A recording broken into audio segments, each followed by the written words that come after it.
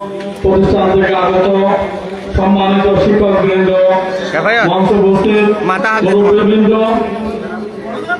উপস্থিত ৯ নম্বর ওয়ার্ডের সর্বস্তরের জনগণ, আমার পাশে আছেন আমার সন্তানের মা ও বোনরা, আসসালামু আলাইকুম ওয়া রাহমাতুল্লাহ। সর্বপ্রথম শুকরিয়া জ্ঞাপন করছি মহান রব্বুল আলামিনের কাছে, হাজার কৃতজ্ঞতার মধ্য দিয়ে যিনি আজকে আমাকে এই জায়গায়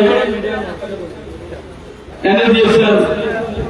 আজকে শ্রদ্ধার সাথে স্মরণ করছি এই অঞ্চলের যে সমস্ত প্রবীণ মুরব্বী আমাদের কাছ থেকে চলে গেছেন, তার মধ্যে সাবেক মেম্বার আবুল মঞ্জুর সাহেব, আমার অত্যন্ত কাছের মজনুর রহমান সাহেব সহ যারা আমাদের মাছ থেকে চলে গেছেন, তাদের আত্মার মাগফিরাত কামনা করছি।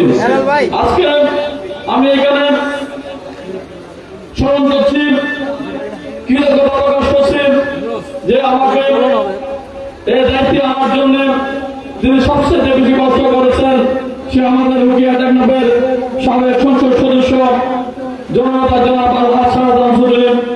আমি শ্রদ্ধার সাথে আমি কৃতজ্ঞতা প্রকাশ করছি আমাদের টেকনাফ উপজেলার মাননীয় নির্বাহী অফিসার শেখ ইসলাম উদ্দিনকে।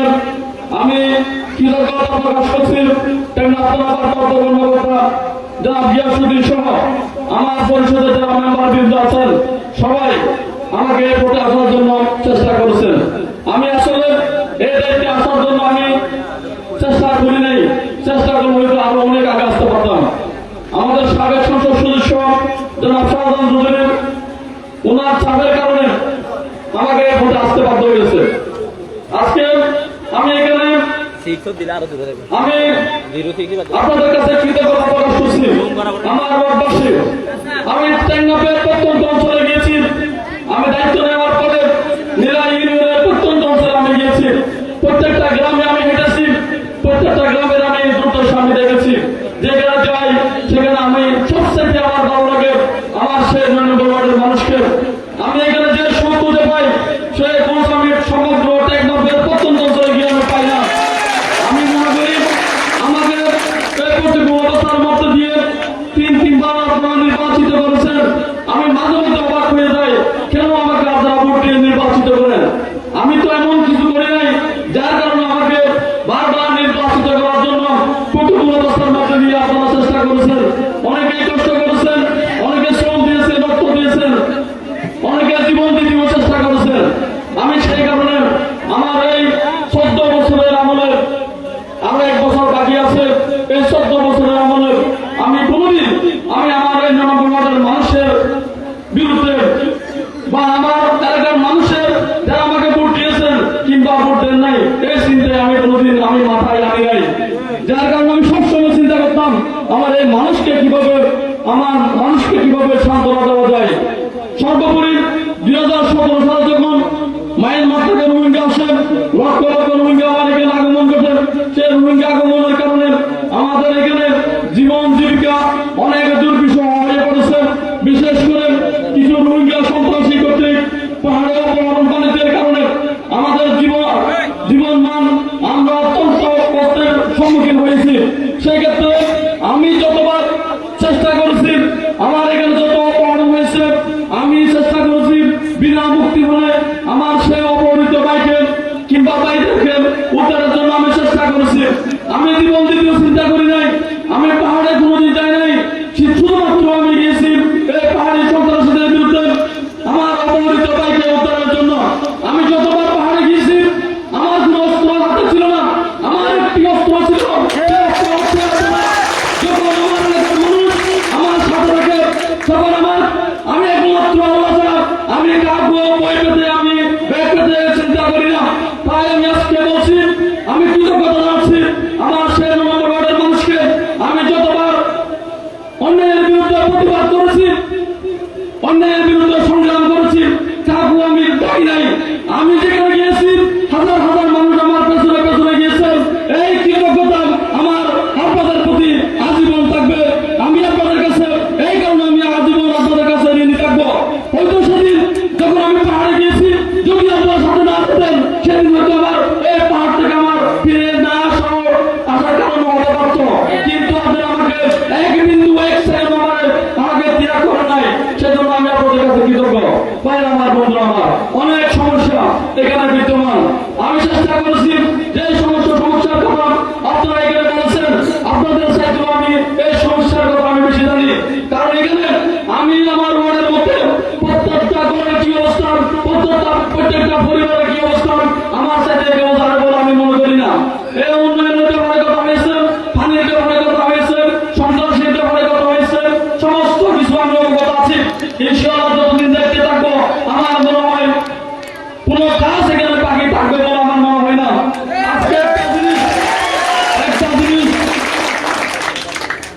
এখানে যারা আয়োজন করেছেন এই আয়োজনের ব্যাপারে আমি এক সেকেন্ড এক বিন্দু চিন্তা আমি করিনি। আয়োজনটা কেমন হবে, কাকে জবাব দিচ্ছে, কাউকে দেয় নাই, এটা আমি কোনোদিন তাদেরকে আমি জিজ্ঞাসা করি নাই। সুন্দর আয়োজন করেছেন, সুন্দর আয়োজনের জন্য আয়োজক কমিটিকে ধন্যবাদ জানাই। পাশাপাশি আজকে আয়োজনটা থেকে আমার মনে হচ্ছে এই নরেন্দ্রপুরের মানুষ আমাকে আনুষ্ঠানিকভাবে বিদায় দিচ্ছেন। এটার জন্য আমার কিন্তু আমার কষ্ট লাগে। কিভাবে আপনাদেরকে আমরা বিদায় দিচ্ছি, আপনারা আমাকে বিদায় দিচ্ছেন। যেভাবে চেয়ারম্যানের কথা এখানে এসেছেন, আমি তো মেম্বার চেয়ারম্যান একসাথে হতে পারবো না। সবাই কিন্তু আপনারা চেয়ারম্যান চেয়ারম্যান চেয়ারম্যান চেয়ারম্যান বলছেন, কিন্তু এই কথা থেকে আমার মনে হচ্ছে আপনারা আমাকে বিদায় দিতে দেওয়ার জন্য আজকে আয়োজনটা করছেন। আমি বলবো, আমি সততার সহিত নিষ্ঠার সহিত আমার ইউনিয়নের দায়িত্ব পালন করেছি। আমার অনেক বন্ধু আছেন এখানে, আমি বিচারের জন্য টাকা নেইনি, সে কারণে আমার সাথে রাগ করে কোনো কথা বলো না। বিচারের জন্য টাকা নেইনি, টাকা দিয়ে নিয়ে বিচার করি নাই, সে কারণে অনেক আমার প্রথম নির্বাচনে আমার জন্য অনেক কষ্ট করেছেন, কিন্তু নির্বাচনের পরে টাকা নিয়ে বিচার করি নাই। মানে টাকা দিতে চাইছিল, টাকা নেয়নি। এই দুঃখের এর আগে কোনো অনেকে আমার সাথে কথা বলো না। আমার অপরাধটা কি, আমি বিনা পয়সায় আমি যা করেছি আমার নিজের তাগিদে এবং আমার দায়িত্ববোধ থেকে আমি করেছি। আমার এখানে কেউ বলতে পারবে না আমি কোনো কিছুর বিনিময়ে আমার ওয়ার্ডের মানুষের কাছ থেকে একটি পয়সা নিয়েছি, এরকম কেউ প্রমাণ দিতে পারবে না। ইনশাআল্লাহ আজকে 2 মাস ধরে ইউনিয়ন পরিষদের দায়িত্ব পালন করছি। এই দায়িত্বের খাতিরে প্রত্যেকটা জায়গায় আমি গিয়েছি, অনেকে দুঃখ দুর্দশা শুনেছি। দুঃখ দুর্দশা শুনে আমি অন্তত এটাই বলি, যে দুঃখ দুর্দশা অন্যান্য ওয়ার্ডের মানুষ আমাকে বলে, সে দুঃখ দুর্দশার কথা আমার ওয়ার্ডের মানুষ আমাকে এটা বলতে পারবে না। আমি আমার পরিষদের সবাইকে বলে দিয়েছি, দুর্নীতি আর এখানে হবে না। কারণ ওই দুর্নীতির টাকা যদি আমার লাগতো, তার ওদের সাথে আমার একটা আঘাত লাগতো। আমি অনুরোধ করছি, এখানে ইলেকট্রিক মিডিয়া, প্রিন্ট মিডিয়া আছেন, সবাইকে আমি বলবো অনধিকভাবে কোনো কাজের জন্য কাউকে 1 টাকা দিবেন না। যদি টাকা দাবি করেন সরাসরি আমাকে বলবেন।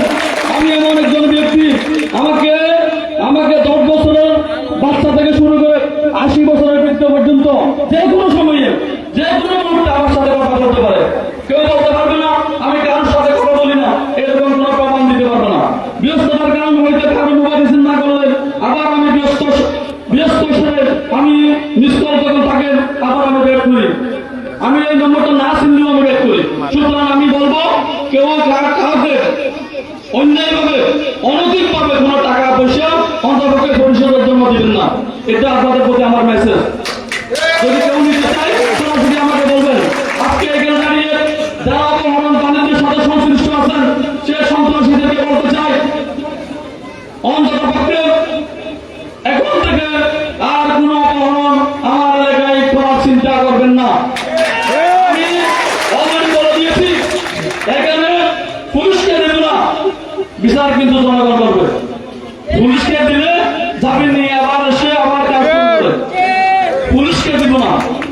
আমি আজকে স্পষ্ট বার্তা, কোন সন্ত্রাসী, কোন অপহরণকারী, কোন টাকা বলতে পারবে না আমি মমতা মেম্বার কারোর কাছ থেকে একটি চা খেয়েছি। কোন কারণ মানুষ বলতে পারবে না, কোন কারণ লোকের সাথে আমি কোনদিন বসে কথা বলেছি, এরকম কোন প্রমাণ দিতে পারবো না। এটা কিন্তু আপনারা চ্যালেঞ্জ করবেন, এটা আমার পক্ষ থেকে আপনারা চ্যালেঞ্জ করবেন। কারণ এই অবৈধ টাকা আমার শরীরে ঢোকার আমি চিন্তা করি না। আল্লাহ আমাকে অনেক দিয়েছেন, আমাকে যা দিয়েছেন তা নিয়ে আমি অনেকদিন চলতে পারবো। সুতরাং আজকে আপনারা এখানে এসেছেন, অনেক কষ্ট করে এসেছেন, সেজন্য আপনাদেরকে ধন্যবাদ জানাচ্ছি। আপনাদের কথা, আপনারা আমার প্রাণের প্রিয়। আমি বারবার একটা কথা বলি, সেটি হচ্ছে আমি যেখানে যাই না কেন আমার এই এলাকার মানুষের চেহারাটা দেখলে আমার মনটা ভরে যায়। আমি অনেক জায়গায় গিয়েছি, কিন্তু আমার এলাকার মানুষের মতো মানুষ আমি আর দেখিনি। আমার এলাকার মানুষ এমন কোন আবদার আমার কাছে করে নেই জীবনে, যে আবদার অন্য কোন আবদার আমার কাছে করে নেই। এটাই হচ্ছে আমার সবচেয়ে সৌভাগ্য। তাই আমি বলবো, এখানে যারা বিভিন্ন শ্রেণীর মানুষ আছেন তাদেরকে আমি অনুরোধ করবো, অন্তত পক্ষে আমার এই অঞ্চলের কোন দলাদলি, হিংসা, বিদ্বেষ আপনারা দয়া করে রাখবেন না। চাই একটি সৌহার্দ্যপূর্ণ একটি সুন্দর ওয়ার্ড এখানে হোক। আমি হয়তো আগামী আর এখানে আপনাদের নেতৃত্বে আমি থাকবো না। আমি প্রত্যাশা করবো আমার পরবর্তী যারা আসবেন তারা যেন আমার সাথে ভালো করতে পারে, আমি এই প্রত্যাশা আমি করবো। আমার এখানে যে উন্নয়নের কথা বলা হয়েছে, আমি যদি আরেকটি কথা সুযোগ পাই, আমার মনে হয় এখানে উন্নয়নের জন্য পরবর্তীতে মেম্বার হবেন তাকে আপনাদের দেওয়া বলতে হবে না, এবং আমি ইনশাল্লাহ আমি চেষ্টা করবো। আজকে এখানে যে শ্রম বাজারের বিষয়ে বলা হয়েছে, এটা ইতিমধ্যে আমি ইউনো মহোদয়ের সাথে কথা বলেছি। যে সমস্ত সমস্যা যে টমটমের চালকের কথা বলা হয়েছে, এখন যদি আমরা একসাথে যাই তাহলে একটা টমটম যদি আমি ধরি তাহলে আপনাদের এখান থেকে কেন না কেউ যাই বলতে যে এই টমটম আমার, আমি অমুককে চালাতে দিয়েছিলাম। আগে আমাদের মন মানসিকতা পরিবর্তন করতে হবে, আগে আমাদের ভালো হতে হবে। আমরা তো পাবো না, আমরা 50 টাকা দিয়ে বিক্রি হয়ে যাই। আমরা ওই টমটম চালক কিংবা টমটমের মালিকের প্রেমে পড়ে আমরা তাই বলি এই টমটমটা আমার। আগে এখান থেকে বেরিয়ে আসতে হবে, আগে আমার ভালো হতে হবে। আমি যদি ভালো হই তাহলে আমি আরেকজনকে ভালো হতে পারবো। তাহলে এটার বিষয়ে আমরা অতি শীঘ্রই আমরা একটা একসাথে যাব। এখানে টমটম কিংবা অটো এগুলো চালাতে পারবে বলে আমার মনে হয় না। আমরা সেই ব্যবস্থা আমরা করছি। ওই কথা হচ্ছে একটাই, কোনো অপরাধীকে প্রশ্রয় দিবেন না। আর বিশেষ করে আমরা এখানে রোহিঙ্গা দূষিতার এখানের মধ্যে আছি, কোন অভিভাবক কোন গার্জিয়ান আপনারা আপনাদের আইডি কার্ড কিংবা জন্ম নিবন্ধন করার জন্য কোনো রোহিঙ্গাকে আপনারা এই সহযোগিতা করবেন না। অন্তপক্ষে এটা আপনাদের প্রতি আমার অনুরোধ।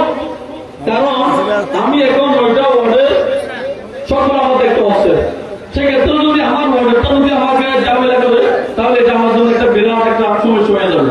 আপনারা এই কাজটা করবেন না, কারণ এটা যদি হয় এটা আপনারও একদিন সমস্যা হবে, আমারও সমস্যা হবে।